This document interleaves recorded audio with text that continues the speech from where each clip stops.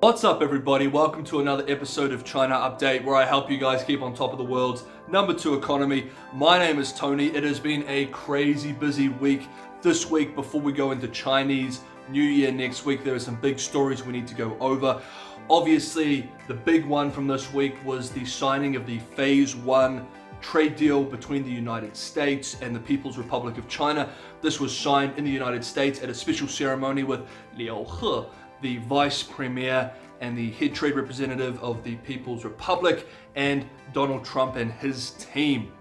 So we're going to be talking about that. We need to talk about the mainland Chinese reaction to the election or re-election of Taiwan in Taiwan. We also need to talk about the Chinese reaction to Iran. There's been a lot of attention over the last week or so vis-a-vis the conflict with the Trump administration and Iran, what it means for America, what it means for the Middle East, but there has been much attention on China, the world's #2 economy. And I can tell you what, Chinese policymakers were probably freaking out a lot more than American policymakers. This is a big deal for China and a big deal for the world. So we're going to talk about that and several other key stories, key developments this week. So we're going to jump into that in a moment. If you're watching this for the first time, like I said, my name is Tony. I work in China in an executive role, and part of my responsibilities include following the big macro developments coming out of China. I first started putting these videos together because my mates back home, where I'm from in New Zealand, were interested in China, and so I started putting them together, and they said you should throw this stuff up on YouTube.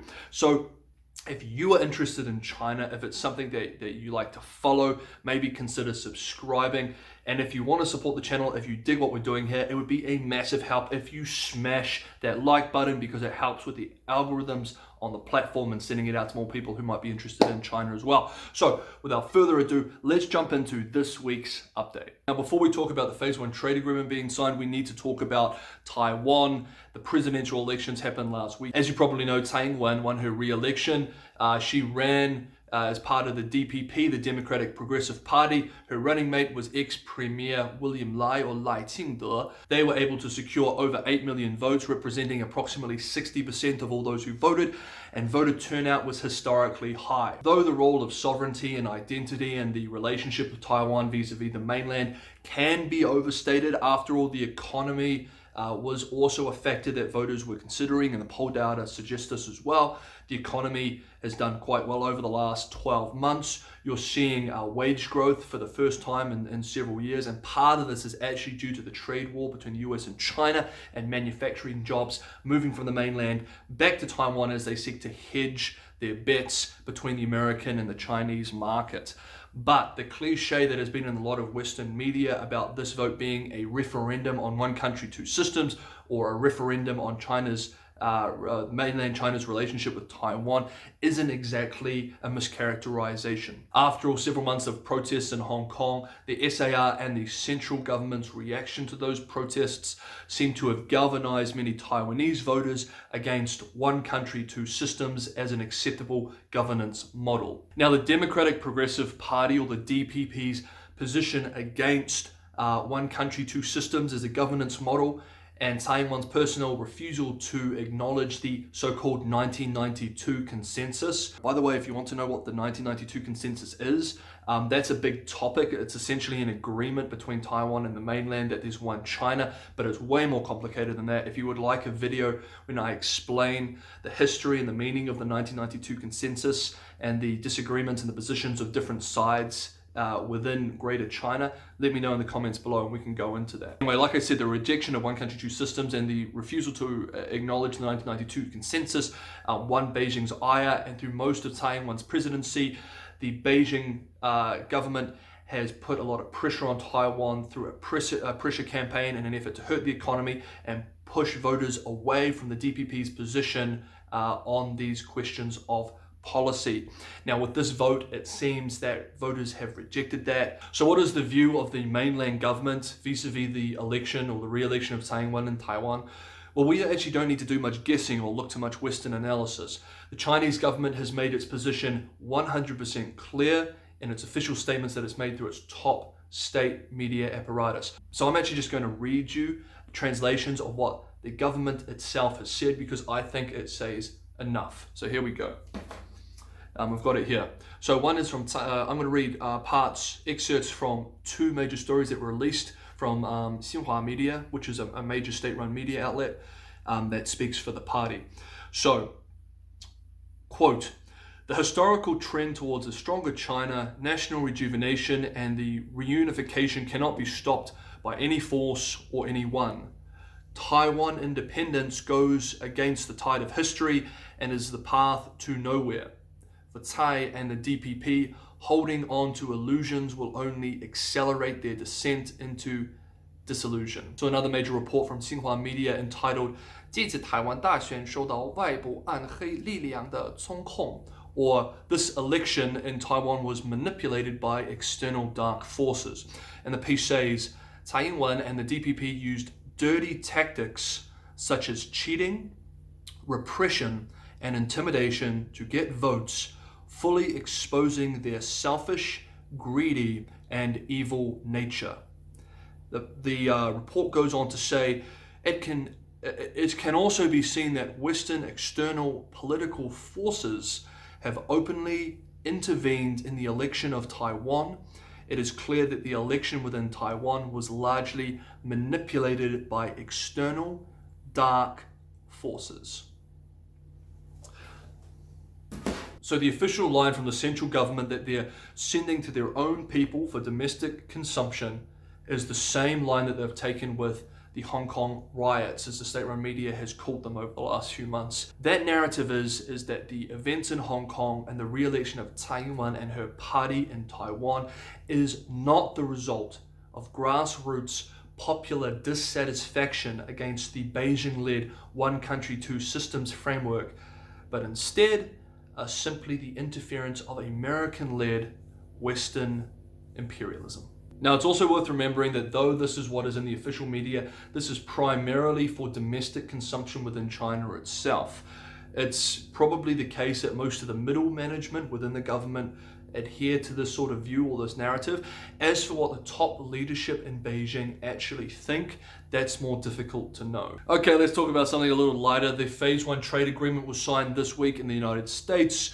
President Trump met with the Vice Premier of the People's Republic of China and lead trade negotiator Liu He to sign the Phase 1 agreement. Please note here, Liu is his surname, He is his first name. I've seen a few reports in Western media who have got that order mixed up. So the agreement is intended to open the Chinese market to more American goods and to require the Chinese side to purchase more goods in the United States, including in the energy and agribusiness sectors. Thus, it is hoped from the White House to reduce the trade deficit between the US and China. The agreement also includes concessions to protect American IP and trade secrets, and the Chinese side has agreed not to devalue its currency to ensure that there are no extra export benefits given to the Chinese through devaluation. It's worth noting at this point the Chinese currency is at the weakest point it has been for several years already. The Phase 1 agreement requires that the Chinese side increase imports of American agribusiness products by about 16 billion on pre-trade war levels.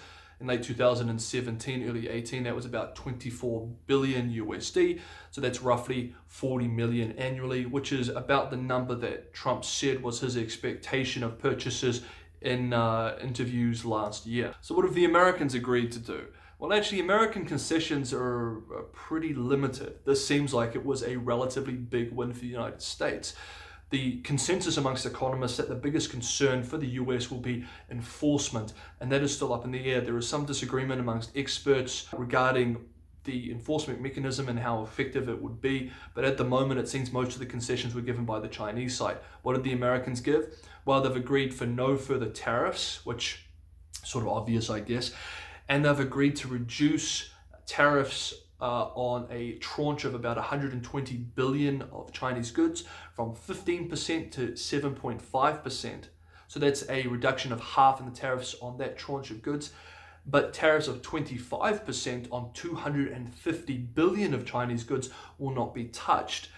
He, or a writer that's very close to the trade rep Liu He, wrote in an article earlier this week that the Chinese have to remember that the trade war is not over. And so this is not exactly a satisfactory end. It is just a step on the road to a final settlement in the future. After the signing, the same writer wrote an article where they said that this was not satisfactory to either side, that neither side would be happy, and again stressing that there is a long road ahead, but this is a good step in the right direction. Other state media actually took the line within China that what was given in the trade agreement are part of necessary reforms in China anyway. This is actually something I disagree with, and I think it's quite ironic that what the liberal economists in China itself, what the think tanks, the professors, the liberal reformers, the liberal economists within China who have been sort of pushed to the side over the last few years have been calling for as necessary in China for greater economic dynamism and growth in the future.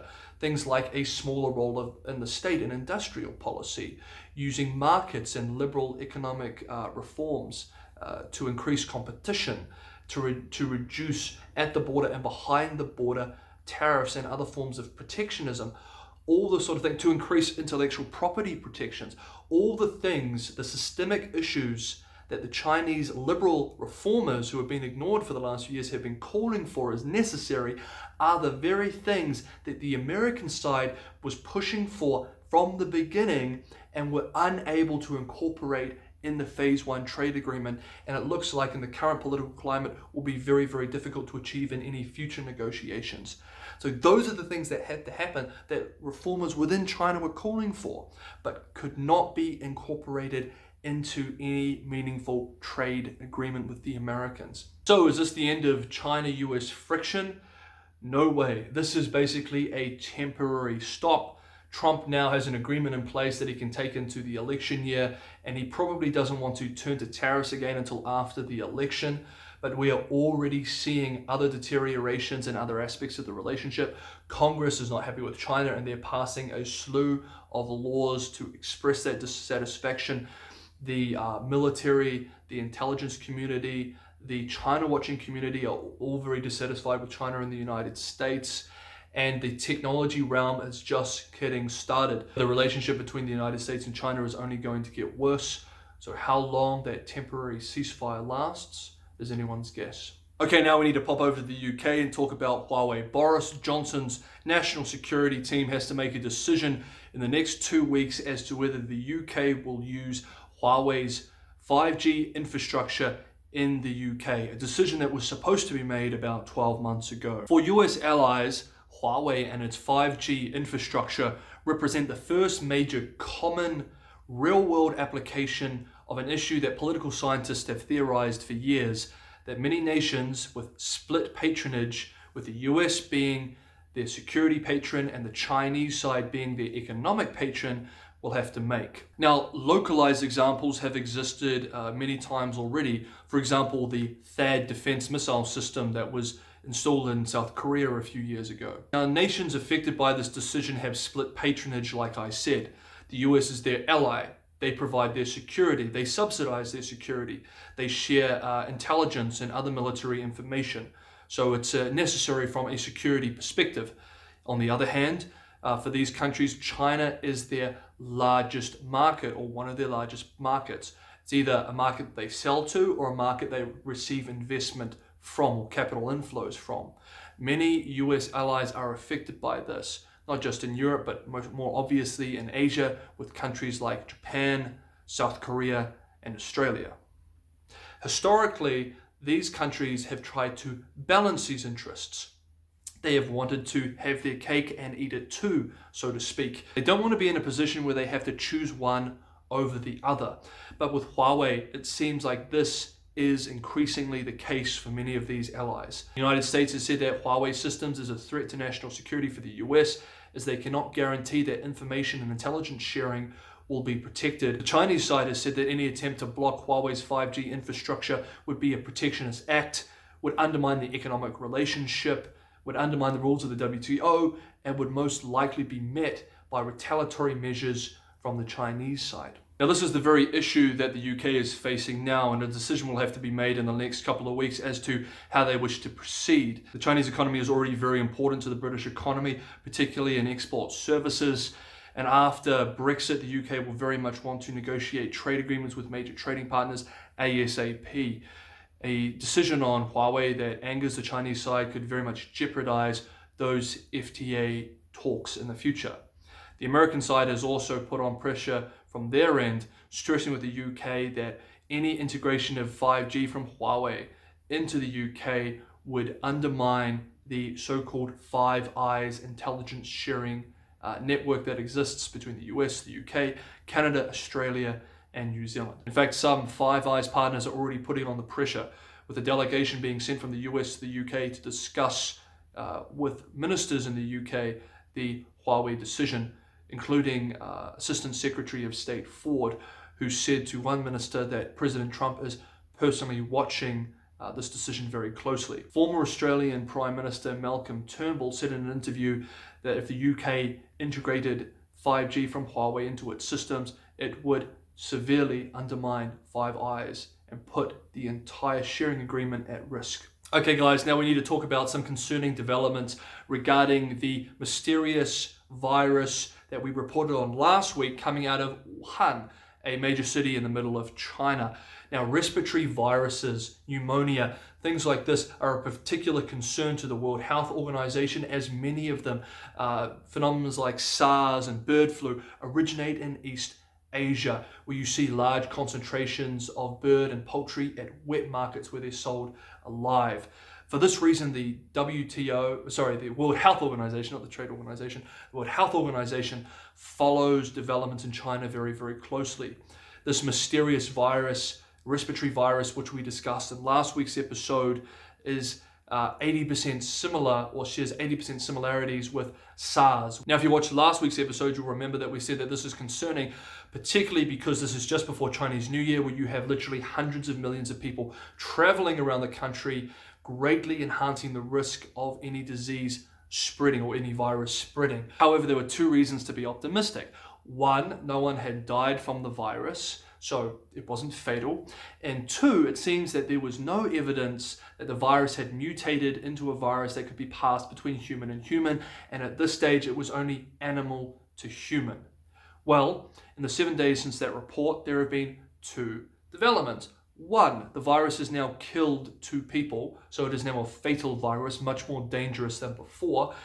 And two, it seems that there are evidence that it is now mutated into a virus that can move from human to human. The Wuhan Municipal Health Commission has announced that at least one patient in their care may have contracted the virus from their husband. And even more concerning, the Japanese Ministry of Health has announced that a Chinese man who visited Wuhan has been hospitalized in an area just south of Tokyo, and they can confirm that he has contracted this virus. It is also their belief that he never went to any wet markets or was exposed to any poultry or any live animals, suggesting that he may have received it or contracted the virus from a human. Okay, next up we need to talk about the government-affiliated Chinese Academy of Social Sciences and their report on the future of Chinese labor, particularly for high-income jobs and the mobility of labor from low-skill to medium or high-skilled labor. Now, this sounds like it could be very boring, but it's actually incredibly important.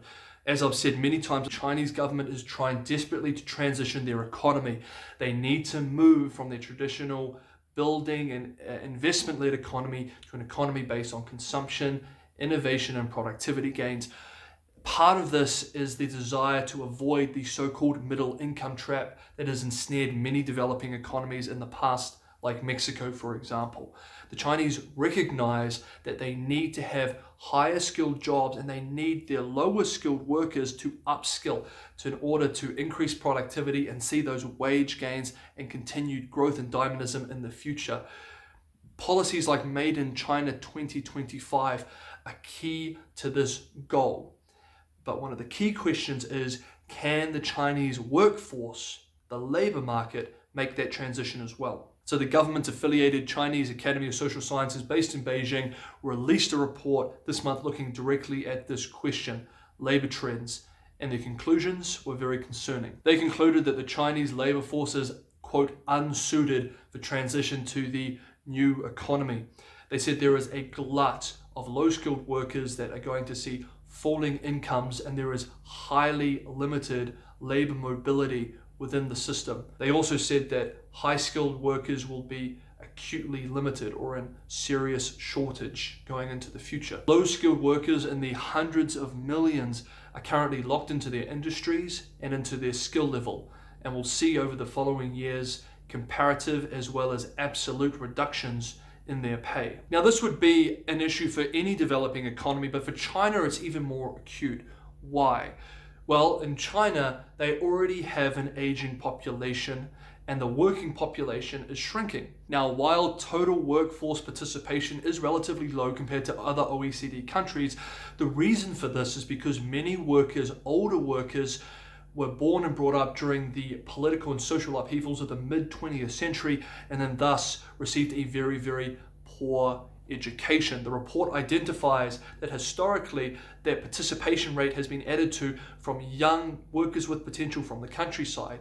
Now a lot of the workers that don't work currently are these ones that I just mentioned. They have very little skills and they can barely enter the labor force market at the low end. To give you an idea how big this education deficit is in China, in a report in 2003 by China's own Ministry of Education, they stated that the number of people in China who cannot speak Mandarin Chinese, the national language, is 300 to 400 million people. So like I said, these particular issues make the stress that is on any developed economy facing the middle income trap even more serious and difficult to overcome. I was actually discussing this report and its conclusions with a friend earlier this week.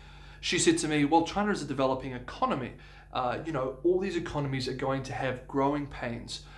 To which I said, well, China is very different. The growing pains that they're feeling is not puberty, it's arthritis. Okay, I know it's been a long episode, guys, but we need to talk about Iran.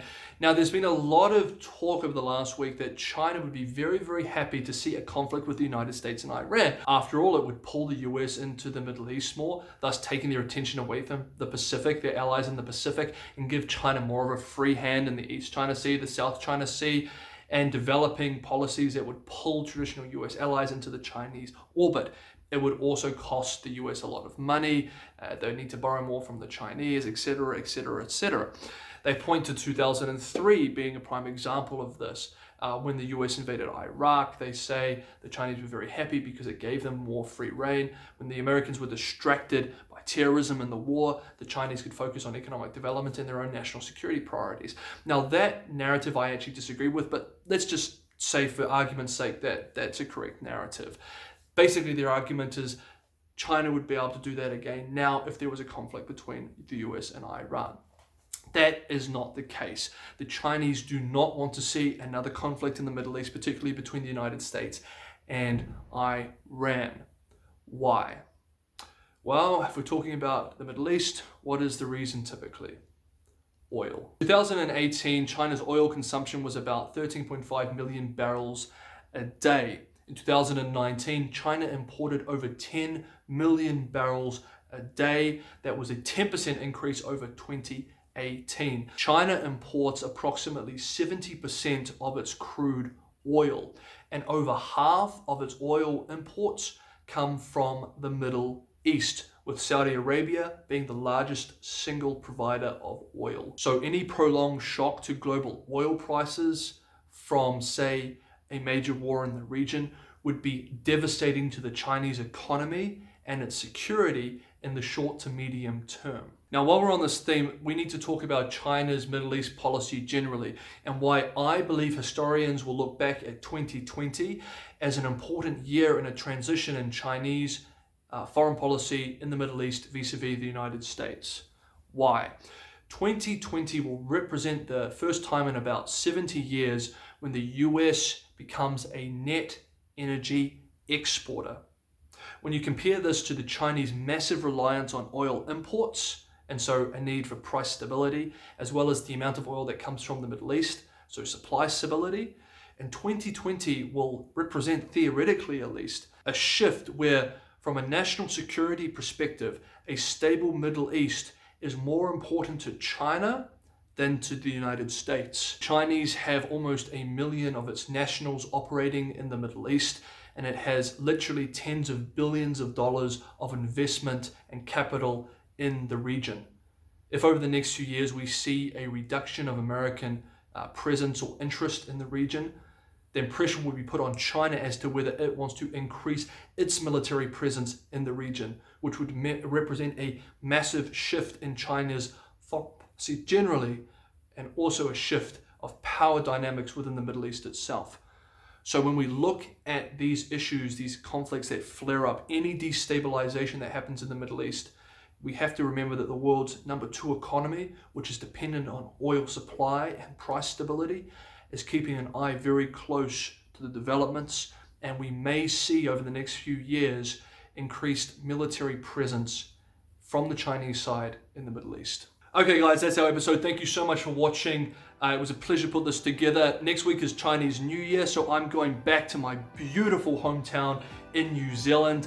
If there is any news, I might do a China update from New Zealand. Maybe I'll do it on the beach or something, I don't know. It's summer down there, I'm looking forward to it. You guys have an awesome weekend. It was great to see you all. We'll see you next week. Don't forget to like and subscribe.